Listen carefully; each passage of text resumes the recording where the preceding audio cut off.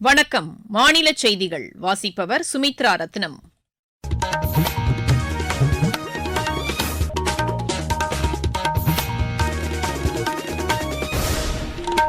தலைப்புச் செய்திகள். அறிவியல், தொழில்நுட்பம் மற்றும் ஆராய்ச்சி பணிகளுக்கு தமது அரசு ஊக்கமளித்து வருவதாக பிரதமர் திரு நரேந்திர மோடி கூறியுள்ளார். ஷெட்யூல்டு வகுப்பினர், பழங்குடியினர், ஏழை மற்றும் மகளிர் மேம்பாட்டிற்காக மத்திய அரசு அயராது பாடுபட்டு வருவதாக உள்துறை அமைச்சர் திரு அமித் ஷா தெரிவித்துள்ளார். தமிழக முதலமைச்சர் திரு மு க ஸ்டாலின் பிரதமரை சந்திப்பதற்காக இன்று புதுதில்லி புறப்பட்டுச் சென்றார். மக்களின் எதிர்பார்ப்புகளை பூர்த்தி செய்ய திமுக அரசு தவறிவிட்டதாக பிஜேபி குற்றம் சாட்டியுள்ளது. ஆஸ்திரேலியாவுக்கு எதிரான மூன்றாவது மற்றும் இறுதி இளையோர் ஒருநாள் கிரிக்கெட் போட்டியில் இந்தியா 7 ரன் வித்தியாசத்தில் வெற்றி பெற்றது. இனி விரிவான செய்திகள். அறிவியல், தொழில்நுட்பம் மற்றும் ஆராய்ச்சி பணிகளுக்கு தமது அரசு ஊக்கமளித்து வருவதாக பிரதமர் திரு நரேந்திர மோடி கூறியுள்ளார். வானிலையை துல்லியமாக கணிக்க உதவும் அதிநவீன கணினி கட்டமைப்பு சேவையை சற்றுமுன் காணொலி வாயிலாக தொடங்கி வைத்து பேசிய அவர், இது வரலாற்று சிறப்புமிக்க நாள் என்று குறிப்பிட்டார். இந்த சாதனைக்காக விஞ்ஞானிகளுக்கு வாழ்த்துக்களை தெரிவித்துக் கொள்வதாகவும் அவர் கூறினார். ஆராய்ச்சி பணிகளில் இந்தியா முன்னிலையில் உள்ளதை இது எடுத்துரைப்பதாகவும் பிரதமர் தெரிவித்தார். 130 கோடி ரூபாய் மதிப்பிலான இந்த அதிநவீன கணினி கட்டமைப்பு வசதி தில்லி, புனே மற்றும் கொல்கத்தாவில் அறிவியல் ஆராய்ச்சி பணிகளுக்காக பயன்படுத்தப்படும் என்று எமது செய்தியாளர் தெரிவிக்கிறார். ஷெட்யூல்டு வகுப்பினர், பழங்குடியினர், ஏழை மற்றும் மகளிர் மேம்பாட்டிற்காக பிஜேபி தலைமையிலான மத்திய அரசு அயராது பாடுபட்டு வருவதாக உள்துறை அமைச்சர் திரு அமித் ஷா கூறியுள்ளார். ஜம்மு காஷ்மீரில் தேர்தல் பிரச்சாரம் மேற்கொண்டு பேசிய அவர், மத்திய அரசு நிறைவேற்றிய திட்டங்கள் மூலம் அனைத்து தரப்பினரும் பயனடைந்திருப்பதாக தெரிவித்தார். மக்கள் நலனில் அக்கறையின்றி காங்கிரஸ் செயல்படுவதாகவும் திரு அமித் ஷா குற்றம் சாட்டினார். ஊட்டச்சத்து மாதத்தையொட்டி நாடு முழுவதும் இதுவரை 9 கோடிக்கும் மேற்பட்ட விழிப்புணர்வு நிகழ்ச்சிகள் நடைபெற்றுள்ளதாக மத்திய அரசு கூறியுள்ளது. ரத்த சோகையை தடுப்பதற்கென 1 கோடிக்கும் மேற்பட்ட விழிப்புணர்வு நிகழ்ச்சிகள் நடத்தப்பட்டுள்ளதாக மத்திய அரசின் செய்திக்குறிப்பு தெரிவிக்கிறது. தாய்ப்பாலின் அவசியம், சுற்றுச்சூழல் பாதுகாப்பு உள்ளிட்ட பல்வேறு தலைப்புகளின் கீழ் விழிப்புணர்வு நிகழ்ச்சிகள் நடத்தப்பட்டுள்ளதாகவும் அதில் குறிப்பிடப்பட்டுள்ளது. தமிழக முதலமைச்சர் திரு மு க ஸ்டாலின் இன்று புதுதில்லி புறப்பட்டுச் சென்றார். நாளை அவர் பிரதமர் திரு நரேந்திர மோடியை சந்திக்க திட்டமிட்டுள்ளதாக எமது செய்தியாளர் தெரிவிக்கிறார். வேளாண் இயந்திரங்கள் விவசாயிகளுக்கு மானிய விலையில் வழங்கப்படுவதாக மாநில வேளாண் துறை அமைச்சர் திரு எம்.ஆர்.கே. பன்னீர்செல்வம் கூறியுள்ளார். கோவையில் உள்ள தமிழ்நாடு வேளாண் பல்கலைக்கழகத்தில் நடைபெற்ற நிகழ்ச்சியில் பங்கேற்ற பின்னர் செய்தியாளர்களிடம் அவர் பேசினார். இந்த பல்கலைக்கழகம் சார்பில் அதிக விளைச்சல் தரக்கூடிய புதிய பயிர் வகைகள், நவீன தொழில்நுட்பங்கள் ஆண்டுதோறும் பொங்கல் தினத்தன்று வெளியிடப்படுவதாக அவர் தெரிவித்தார். மண்ணுக்கு ஏற்ற புதிய ரகங்கள் குறித்த ஆராய்ச்சிகள் தொடர்ந்து நடைபெற்று வருவதாகவும், இதற்கு தமிழக அரசு சார்பில் நிதி அளிக்கப்பட்டு வருவதாகவும் திரு எம்.ஆர்.கே. பன்னீர்செல்வம் கூறினார். மக்களின் எதிர்பார்ப்புகளை பூர்த்தி செய்ய திமுக அரசு தவறிவிட்டதாக பிஜேபி மகளிர் அணித் தலைவர் திருமதி வானதி சீனிவாசன் குற்றம் சாட்டியுள்ளார். இன்று கோவையில் செய்தியாளர்களிடம் பேசிய அவர், சட்டவிரோத பண பரிவர்த்தனை வழக்கில் கைது செய்யப்பட்டு நிபந்தனை ஜாமீன் பெற்றுள்ள முன்னாள் அமைச்சர் திரு செந்தில் பாலாஜி நிபந்தனைகளை முழுமையாக பின்பற்றுகிறாரா என்பதை அமலாக்கத்துறை கண்காணிக்க வேண்டும் என்று கூறினார். தமிழக அரசு திரு செந்தில் பாலாஜிக்கு ஆதரவாக இருப்பதால் தீவிர கண்காணிப்பு அவசியமாகிறது என்றும் திருமதி வானதி சீனிவாசன் தெரிவித்தார். தொழில் முதலீடுகள் குறித்த வெள்ளை அறிக்கையை தமிழக அரசு வெளியிட வேண்டும் என்று பாமக தலைவர் திரு அன்புமணி ராமதாஸ் வலியுறுத்தியுள்ளார்.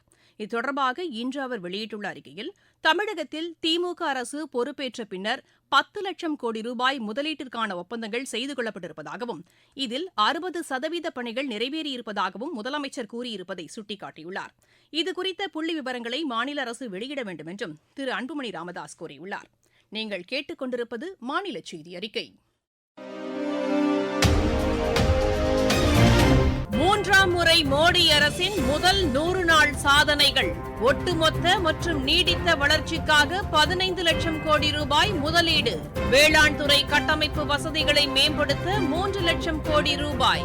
தமிழகத்திற்கு 2 புதிய வந்தே பாரத் ரயில் சேவை. தூத்துக்குடி துறைமுகத்தில் 7000 கோடி ரூபாய் முதலீட்டில் மேம்பாட்டு பணிகள். 11 புதிய நகரங்களுக்கு வானொலி பண்பலை ஒலிபரப்பு விரிவாக்கம். செமி கண்டக்டர் இயக்கத்தில் தமிழகத்திற்கு முக்கிய பங்கு. புத்தொழில் நிறுவனங்களை ஊக்குவிப்பதற்கென 1000 கோடி ரூபாய் ஒதுக்கீடு. வளர்ச்சியடைந்த இந்தியாவிற்கான பயணத்தில் மோடி அரசு. தொடரும் மக்கள் நலத் திட்டங்கள். பிரதமராக திரு நரேந்திர மோடி தொடர்ந்து மூன்றாவது முறையாக பதவியேற்ற முதல் 100 நாட்களில் நிறைவேற்றப்பட்ட திட்டங்கள் குறித்த சிறப்பு நேர்காணல் நிகழ்ச்சிக்கு சென்னை அகில இந்திய வானொலியின் மாநில செய்திப் பிரிவு ஏற்பாடு செய்துள்ளது. அரசியல் விமர்சகர் திரு ரவிச்சந்திரன், ஊடகவியலாளர் ஷியாமளா பங்கேற்கும் இந்த நிகழ்ச்சியின் 2ஆம் பகுதி இன்றிரவு மணி 9:15க்கு ஒருங்கிணைந்த அலைவரிசையில் ஒலிபரப்பாகிறது. மாநிலத்தில் உள்ள அனைத்து வானொலி நிலையங்களும் இதனை அஞ்சல் செய்யும். விமானப்படையின் 92வது ஆண்டு விழாவை முன்னிட்டு சென்னை மெரினா கடற்கரையில் பிரம்மாண்ட காட்சி அடுத்த மாதம் 6ஆம் தேதி நடத்தப்பட உள்ளதாக அதற்கான தலைமை ஒருங்கிணைப்பாளர் ஏர் வைஸ் மார்ஷல் திரு பிரேம்குமார் தெரிவித்தார். தாம்பரம் விமானப்படை தளத்தில் செய்தியாளர்களிடம் பேசிய அவர் 72 விமானங்கள் இந்த காட்சியில் பங்கேற்க உள்ளதாக தெரிவித்தார். 92ஆம் இந்தியன் ஏர்ஃபோர்ஸ் டே இந்த வருஷம் அக்டோபர் 8 செலிப்ரேட் பண்ண போறோம். இந்த வருஷம் இது சென்னை மக்களுக்காக நாங்க சென்னையில நடத்துறோம். இதை ஒட்டி கிட்டத்தட்ட 72 ஏர்கிராஃப்ட் மெரினா பீச்ல ஏர் சாகசம் ஏர் டிஸ்பிளே காமிக்க போறது. இதுக்காக நான் ஃபுல் சென்னை மக்களை வருகன்னு வரவேற்கிறேன். நாங்க ஒரு சாதனை செய்ய போறோம். லிம்கா புக் ஆஃப் ரெக்கார்ட்ஸ்ல இது நாங்க பதிவு செய்ய போறோம். அதுக்கு ரிக்வெஸ்ட் அமைச்சிருக்கோம். நாங்க எக்ஸ்பெக்ட் பண்றது 15 லட்சம் மக்கள் 6ஆம் தேதி சென்னை கடற்கரை மெரினா பீச்ல நம்மளுக்கு தெரிஞ்ச இடம் அங்கதான் வச்சிருக்கோம். சோ தட் நிறைய பேர் பார்க்கலாம். எல்லா புது வண்டிகளும் ஏர்கிராஃப்ட் என்னென்ன இருக்கோ நம்ம கிட்ட எல்லாம் ஃப்ளை பண்ண போறது. ரஃபால் இருக்க போறது, Su-30 இருக்க போறது, சூரியகிரண் இருக்க போறது, which is the formation aerobatic team, Sarang helicopter aerobatic team. இது எல்லாம் சாகசங்கள் பண்ண போறது and see the power of Indian Air Force. தமிழகத்தின் ஒரு சில பகுதிகளில் அடுத்த 24 மணி நேரத்தில் மழைக்கு வாய்ப்புள்ளதாக சென்னை வானிலை ஆய்வு மைய இயக்குநர் திரு செந்தாமரை கண்ணன் தெரிவித்துள்ளார். எமது செய்தியாளரிடம் பேசுகையில் அவர் இவ்வாறு கூறினார். அடுத்த 24 மணி நேரத்தில் வட தமிழகத்தில் ஒரு சில இடங்களிலும், தென் தமிழகத்தில் ஓரிரு இடங்களிலும் இடைமின்னலுடன் கூடிய லேசானது முதல் மிதமான வரை மழைக்கு வாய்ப்புள்ளது.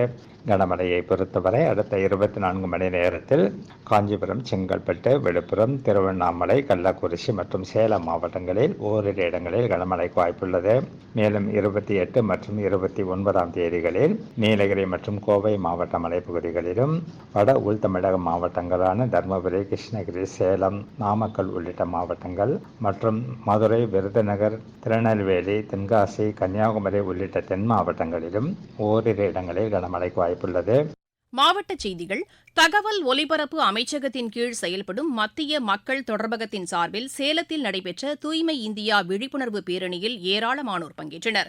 கன்னியாகுமரி மாவட்டம் தோவாளை ஊராட்சிக்குட்பட்ட பகுதியில் கட்டப்பட்டு வரும் கவிமணி தேசிக விநாயகம் பிள்ளை மணிமண்டப பணிகளை ஆட்சியர் திருமதி அழகு மீனா இன்று ஆய்வு செய்தார். திண்டுக்கல் மாவட்டம் பழனியில் உள்ள ஒருங்கிணைந்த நீதிமன்ற வளாகத்தில் இ சேவை மையத்தை முதன்மை நீதிபதி முத்து சாரதா இன்று தொடங்கி வைத்தார். விளையாட்டுச் செய்திகள். ஆஸ்திரேலியாவுக்கு எதிரான 3வது மற்றும் இறுதி இளையோர் ஒருநாள் கிரிக்கெட் போட்டியில் இந்தியா 7 ரன் வித்தியாசத்தில் வெற்றி பெற்றது. புதுச்சேரியில் நடைபெற்ற இப்போட்டியில் டாஸ் வென்ற ஆஸ்திரேலியா முதலில் பந்து வீச தீர்மானித்தது. இதனையடுத்து பேட் செய்த இந்தியா தொடக்கம் முதலே அதிரடியாக ஆடி நிர்ணயிக்கப்பட்ட 50 ஓவரில் 8 விக்கெட் இழப்பிற்கு 324 ரன் எடுத்தது. அதிகபட்சமாக முகமது அமான் 71 ரன் எடுத்தார். 325 ரன் எடுத்தால் வெற்றி என்ற இலக்கோடு பின்னர் பேட் செய்த ஆஸ்திரேலியா 7 விக்கெட் இழப்பிற்கு 317 ரன் எடுத்து தோல்வியடைந்தது. 3 போட்டிகளை கொண்ட இந்த தொடரை அனைத்து ஆட்டங்களிலும் வெற்றி பெற்று இந்தியா கைப்பற்றியுள்ளது. மக்கா ஓபன் பேட்மிண்டன் போட்டியில் இந்தியாவின் ஸ்ரீகாந்த் காலிறுதிக்கு முன்னேறியுள்ளார். இன்று நடைபெற்ற ஆடவர் ஒற்றையர் பிரிவு காலிறுதிக்கு முந்தைய சுற்று ஆட்டத்தில் அவர் 21-13, 21-18 என்ற செட் கணக்கில் இந்தியாவின் ஆயுஷ் ஷெட்டியை வென்றார். மகளிர் இரட்டையர் பிரிவில் ட்ரிஷா ஜாலி, காயத்ரி கோபிசந்த் இணையும் காலிறுதிக்கு முன்னேறியுள்ளது. பாங்காக்கில் நடைபெற்று வரும் சர்வதேச சேலஞ்சர் டென்னிஸ் போட்டியில் இந்தியாவின் ராம்குமார் ராமநாதன், ஜப்பானின் டோஷிஹிடே மட்சு இணை அரையிறுதிக்கு முன்னேறியுள்ளது. சீனா ஸ்மாஷ் டேபிள் டென்னிஸ் போட்டியின் முதலாவது தகுதிச் சுற்று ஆட்டத்தில் இந்தியாவின் சுதிர்தா முகர்ஜி, மனுஷா, ஹயிகா முகர்ஜி ஆகியோர் வெற்றி பெற்றனர். மீண்டும் தலைப்புச் செய்திகள். அறிவியல், தொழில்நுட்பம் மற்றும் ஆராய்ச்சி பணிகளுக்கு தமது அரசு ஊக்கமளித்து வருவதாக பிரதமர் திரு நரேந்திர மோடி கூறியுள்ளார். ஷெட்யூல்டு வகுப்பினர், பழங்குடியினர், ஏழை மற்றும் மகளிர் மேம்பாட்டிற்காக மத்திய அரசு அயராது பாடுபட்டு வருவதாக உள்துறை அமைச்சர் திரு அமித் ஷா தெரிவித்துள்ளார். தமிழக முதலமைச்சர் திரு மு க ஸ்டாலின் பிரதமரை சந்திப்பதற்காக இன்று புதுதில்லி புறப்பட்டுச் சென்றார். மக்களின் எதிர்பார்ப்புகளை பூர்த்தி செய்ய திமுக அரசு தவறிவிட்டதாக பிஜேபி குற்றம் சாட்டியுள்ளது. ஆஸ்திரேலியாவுக்கு எதிரான 3வது மற்றும் இறுதி இளையோர் ஒருநாள் கிரிக்கெட் போட்டியில் இந்தியா 7 ரன் வித்தியாசத்தில் வெற்றி பெற்றது. செய்தி அறிக்கை நிறைவடைகிறது.